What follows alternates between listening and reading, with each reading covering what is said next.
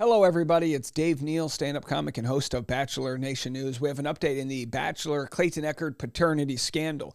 Now, as we learned, it wasn't really a paternity scandal. It was more so someone accused him of being the father of her unborn twins. She was never able to provide really any evidence other than very low levels of HCG in her urine to prove that she was pregnant after months of being able to go to the doctor, get an ultrasound, this, that, and the other. A judge sided with Clayton on June 10th in an evidentiary hearing saying, well, her story is not believable. She's not credible. So why are we still talking about this? Well, her lawyer today, I guess, threatened to sue me again. Yawn. I hate to say, oh, wow, a tired story because, you never want to provoke someone to sue you for any reason whatsoever. But it's very interesting. And it's like, what is it about me and what I do that is so triggering to her attorney who should be preparing their appeals court to the decision that they do not agree with?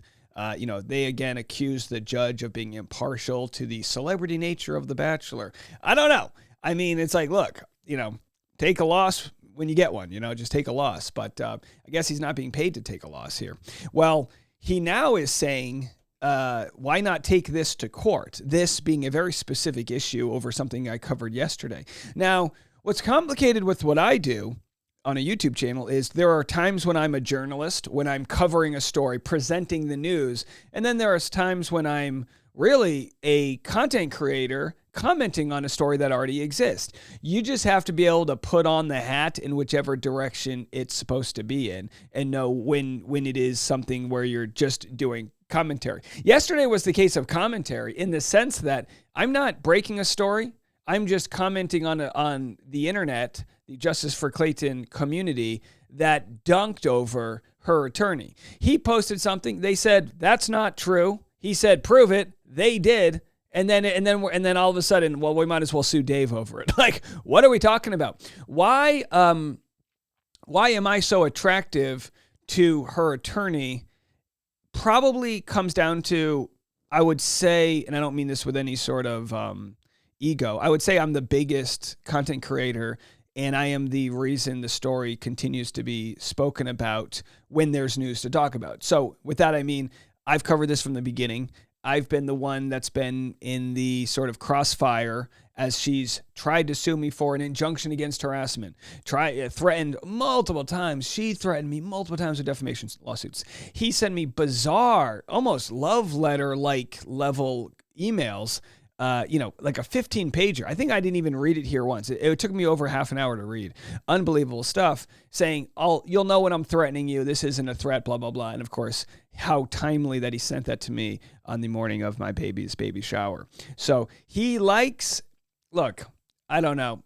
I think if I had to really get into the psychology of it, and again, I think I actually heard Omar mention this. He should just get into YouTube. Just become a YouTuber. Like, a lot of lawyers and a lot of people in general think they're funnier than they are. If you want to bring that energy, do that. Go online, talk about things, whatever. But specifically right now, he's representing a client, someone who's lost a ton of weight, by all means, looks like it from her photos, and she's unhealthy. And he's kind of stoking her issues, really. And it's got to a point where people are wondering, how the hell is the Arizona bar not stopping this? And again, I don't know too much about this. I get emails from lawyers that are really trusted. I get emails from people from all over the country saying, I've never seen anything like this. I cannot believe how he'll walk up to this line of what is right and wrong and then just kick the door down and do things that are not beneficial to his client. And what Laura Owens needs to wonder is this guy representing me, or is he riding my wave for his own personal gain? I think it's pretty obvious what it is. So I covered this story yesterday. Then he tweets something that's like, well, I oughta, here's yesterday's video. He said, I just asked Laura if she ever posted that version on the right, this being these photos. Her response, 1,000,000% BS. And of course, whenever you have anything above a 100%, it's probably a lie. 1,000,000,000% BS. Okay, it's like, all right, and she's done this all the time. She loves to, I guess she's a fan of hyperbole. That's okay. So I'm going to share a few things posted by Justice for Clayton Official, but I got to tell tell you that they're putting together some real great bite-sized content. Here's a clip of what they're sharing. Figure, you're the Bachelor. That's why everyone's watching today. Did you have penile vaginal sex whatsoever with Laura Owens? No, absolutely not. She came over to your house. She gave you oral sex twice. The next day you told her you weren't interested in her? That's correct. I rejected her, yes. 4 days later, she started making claims that she could possibly be pregnant. I wasn't trying to trap him. I mean, if this is good, I'm not comfortable if the JFC crew is going to be having reactions, honestly. No one really cares if she's comfortable in the courtroom. What people care about is finding the truth. Can I, take a minute? All right, so at that one point, she has a meltdown, and then it changes the trajectory of, she lies under oath. She says, I didn't, do that. No, I shouldn't say she lies under oath. She changes her story under oath, right?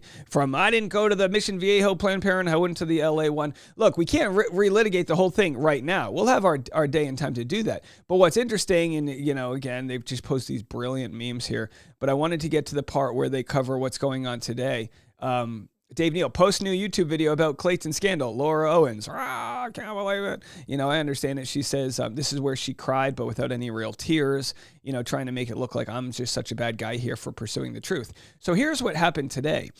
David S. Gingras, who is Laura's attorney, who, by the way, I don't really include him in my thumbnails. I don't want to give him any extra Google searchability with this.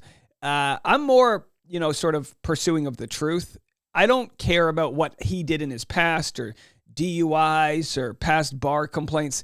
He should thank me for the fact that I've kept this on the books, whereas he has brought in my own family and done things that are reprehensible and sort of the scummiest thing you can do, which is try to make this something that it's not. And I'll never forgive him for that because I don't think he would ever. He did it so specifically and maliciously that it wasn't the type of thing you forgive, because he did, not that he's apologized, because he did it for the pure means to intimidate me, to say, hey, quit covering this. And he did that by, showing examples of how he made people go homeless. And when you look into it, it doesn't really make sense, and it's not really true. Folks, I have proof Laura did not lie about the photo in her Medium article. So now he says she didn't lie. I'd normally post that here, but maybe it's time for a different approach. Why not take this to court? Debates on Twitter aren't helping, so maybe a jury can help clear this issue up. Good idea. Ready, Dave? So I'm taking this as a threat to sue me. And I think, if this was the first time anyone ever tweeted to me, maybe I wouldn't take that as a threat. But having had to go through the legal system already with her, Justice for Clayton official responds, can't wait to give Dave our evidence of Laura lying to him to use in court. And so look, I appreciate the community that has come together to support me so much. It sucks to have a lawyer make you his target when I'm just fairly covering it. I mean, what's he going to say? It was unfair of me to uncover a Fiverr logo. He never seems to address these things. The Chase J. Jones, boy, ever since we uncovered that Chase J. Jones was Laura Owens in disguise, she's been real quiet about that after claiming 100,000,000% that's not me. Well, it turns out we have two different sources, one from within the domain that says her cell phone number is attached to the Chase J. Jones domain name, and the other using two-factor authentication. When you search for Chase J. Jones YouTube channel, it pops back up to Laura's last 4 digits of her cell phone number. Isn't that wild? So when we have issues like that, when we have issues like the laptop that we vetted where she faked ovarian cancer and all of these things, he remains mute on topics like that, which show that his client has absolutely zero credibility. I mean, we can stack on top of each other all day long the ways in which she has lied to me with her HCG level, right to my face in emails. Not just lying to me, but threatening me while she lies to me. And so for me to say, you know what, fuck you, I think that's fair. I think that's a fair response. I don't throw around the F you that easily. I'm not a big emotional guy as I cover this, but to think that I didn't start at this from a very fair place, well, look, luckily I have the whole timeline and people can go back and watch to October of 2023. And I feel damn proud at the way we covered this.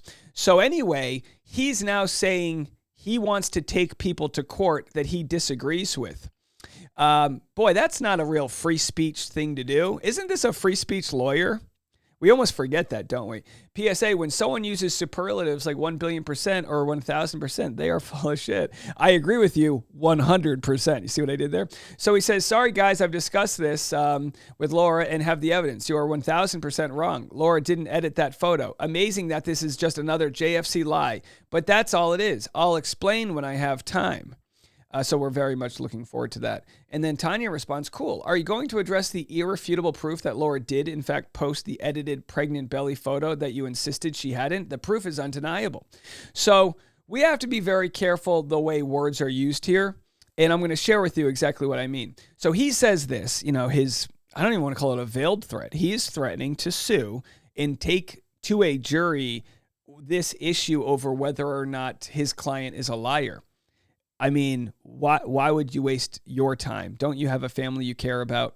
It's one thing to look, represent your client, get ready for your appeal, but you really shouldn't be dabbling in what's going on over here. We're just presenting the audience information and opinion. And if you refute that, you can share your own, but threats to sue, you remind me of that rich kid we played kickball with growing up.